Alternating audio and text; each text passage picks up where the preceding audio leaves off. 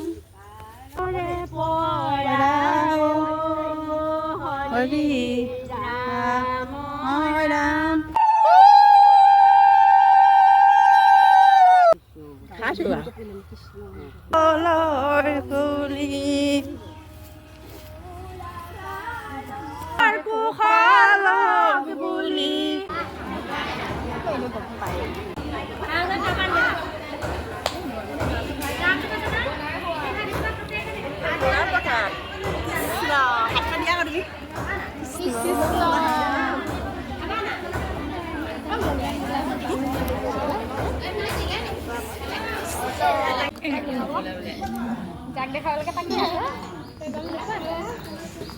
udah kakek.